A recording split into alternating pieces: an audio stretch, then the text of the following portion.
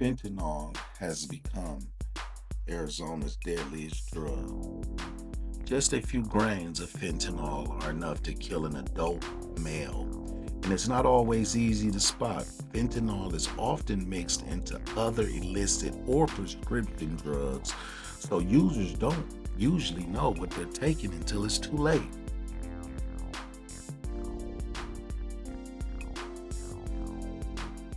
Support surviving fentanyl. We still matter. We still matter. I got you. Yeah, we Y'all got doing this on YouTube? yeah, just on. We got about 1,200 followers. All right, I'll fuck with y'all. Welcome to Support Surviving Fentanyl. We have here today with us My name is Jaada. Jada. How old are you, Jada? I'm 21. Where are you from? I'm from here. I'm from Phoenix. Phoenix, Arizona. Yeah, Phoenix, Arizona. All right. Since this is our first time interviewing you, I'd like to get to know the person. Tell me a little bit about yourself, like as growing up, what school you went to, just what was your life like in Phoenix, Arizona? I grew up in South Phoenix. We used to go to some schools where we lived, but eventually we wanted to go to a different school because it was better. In the Ahwatukee area, they got better schools. So our dad ended up moving us to where we go, Akimal Middle School, and then we stayed in Ahwatukee, and then I went to Mount Point. Obviously you're African American, right? Yeah. Are you mixed with anything else? What's your race? Let me ask you. No, I'm not mixed with nothing. I'm black. Both my parents black. Both my grandparents black. So what I wanted to ask is like, what was the dynamic of household home like? My home life was fine. We grew up fine. We wanted for nothing. My father, my grandparents, we didn't want for nothing. So I can't say that I had a bad childhood. No, I cannot say that. Thank you for your honesty. Yeah, we were loved. How old are you again? 21? Yeah, I'm 21. We were loved. We wanted for nothing. Yeah, 21. A lot of 21-year-olds, the first thing they're gonna do is start blaming their mom and dad. Yeah, I don't blame anybody. We grew up in a loving home, and I had a fairly big family. I got 3 brothers and 1 sister. But yeah, we grew up fine. So I can't. Oldest, youngest. I'm in the middle. Okay. Yeah. So my next thing is, we'll get right into what we're here for, right? Yeah. If you don't feel comfortable answering anything, just no, yeah, it's cool. That's why I agreed to this interview. It's cool. Okay. So let's start with, when was fentanyl? When did you notice fentanyl? Like in Phoenix? Like now it's just like evident, right?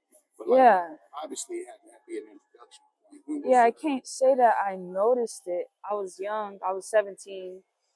And I used to date this girl, and her brother had showed it to me. But before that, I can't say that I noticed it. I smoked weed before in the 8th grade and stuff, and then during high school, but I didn't mess with anything else, so I didn't notice it. No. So you're a recovering addict. Yeah. You shared that with me. Mhm. And how long have you been clean? I've been clean for a year now. October 24th was a year. Okay. So what was your experience? What made you try fentanyl? It's a dangerous So drug. yeah, so like I said, my girlfriend's brother had showed it to me, and then like it was like over from then. I wanted it again and again and again, and then before I knew it, I was just addicted, and I started to just shy away from everybody, So did and you get just like disconnected? yes, Like, totally. I was because on it. right now you look good, right? Yeah, So, yeah. give us, Took like, me a what long was the time to get to experience this. like? What was the journey? How long did you use it? I used fentanyl for 3, almost 4 years. So I started when I was 17 years old. And like I said, I just stopped last year in October. So yeah, almost 4 years. When I tell people that despite the 47% is the ages 12 to 17, they don't believe it. Yeah, Thank you for clarifying. That is when I started it at 17.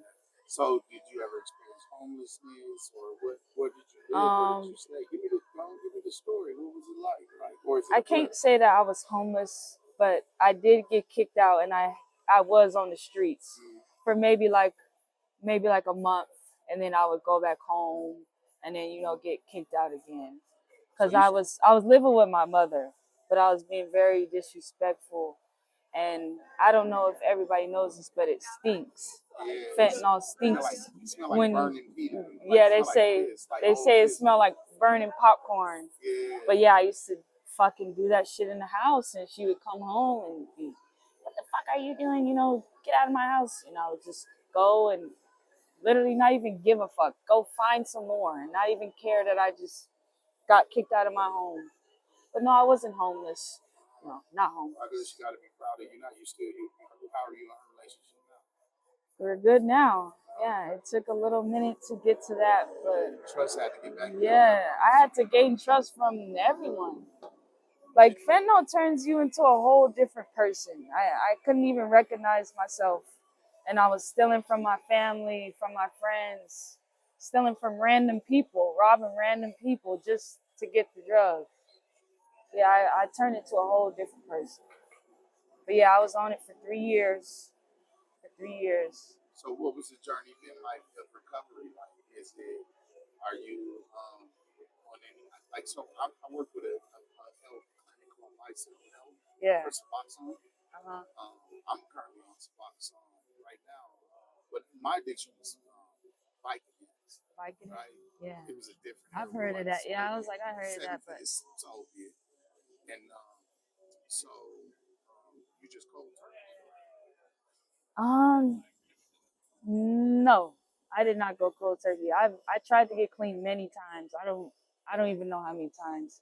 But this very last time I went to a detox, but I didn't stay there long.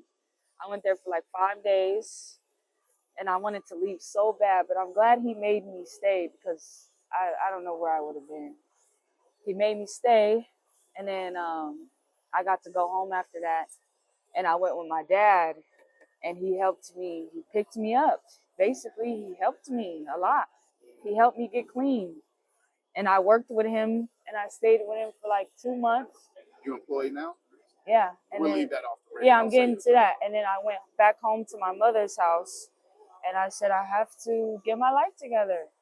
So I applied to get a job. I got a job, and that's what I've been doing ever since. I've been working and trying to stay the fuck away from that shit. I do smoke weed. I'm not gonna lie, I do smoke weed. It isn't. It isn't. Like I say, it isn't the. Everybody do something, right? Man, It's everybody what, got vice. like you said, it's what fentanyl turns you into. Yeah, And in the dangers of life or death, right? yeah, You smoke some weed when you're 16, 17, okay, you get in trouble with the yeah. mafia marriage. What if you leave one of them pills and die? Have you experienced anybody? Exactly. That's gonna change everybody's life. I had to think about that too. My dad, he told me that I was selfish during, and I kind of was mad at him. But now that I'm clean, I do see that I was selfish. I was hurting everybody around me during it. So yeah, Let me ask you this: have you ever experienced anybody ODing? yes, I have. He didn't die, but yes, I have. How did y'all say it? Tell me the I story. don't even know what the fuck even happened. We was all chilling at the park, doing what we do usually. There's a park that right behind my apartments that people used to hang out with, and we all used to do fentanyl at the fucking park. And basically, what did he do?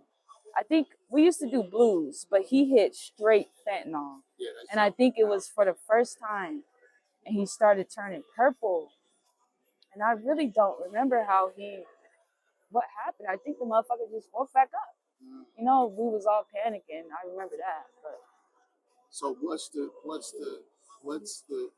so when I end these interviews, I like to get like some type of inspiration, right? Because yeah, we're doing this for the children, right? hmm The ones that's coming up behind us. yeah. What would you tell the 12-year-old, 17-year-old who's thinking about using fentanyl? What words of encouragement? Just don't do it. Don't even think about doing that because it will ruin your life. You see the homeless people walking around, that'll be you. If you try fentanyl, that will be you. And it's gonna ruin your whole life. So I would say just don't do it. It's not cool and it's not something that you should do. What things are you doing now to stay positive? What's your? Because I always say you gotta replace it with something. What's the new you do? I would say maybe the gym. I fell in love with it now. You look like you hoop. Yeah, I used to. Oh That's yeah. funny. I used to play basketball. I still do though. I play basketball. I would say I just try to keep active, and I just stay out of them areas, and I just do me. Like I honestly, it's only been a year, but I don't think about it. I Yeah. don't see myself doing that ever again in my life. So So, we're gonna show some info and stuff. I want you to do some speaking, man. Talk to some of the youth that we interact with. And uh-huh. my thing is, I want to start a support group, right, for Yeah, young kids. If we get them active right now, I think because being in the desert, man, I think it's just that like kids get bored yeah. and it's like, They be bored. They be yeah. saying it ain't nothing to do, and I get it. I get it. I do, but that ain't the route right there. So I ain't gonna hold you on that. I know you got things to do. I really appreciate you Hmm. sitting down, talking with us, sharing your story. Yeah. You got Instagram and you want to shout out. Yeah. I got an Instagram. It's Jaada Mula. JAADAMULA. You'll find me like that. Yeah. Let's take a couple But yeah, I don't mind. I'll tell my story all day long. At first, I didn't want to share it because I was embarrassed of it. But if it helps people, then I'll share it.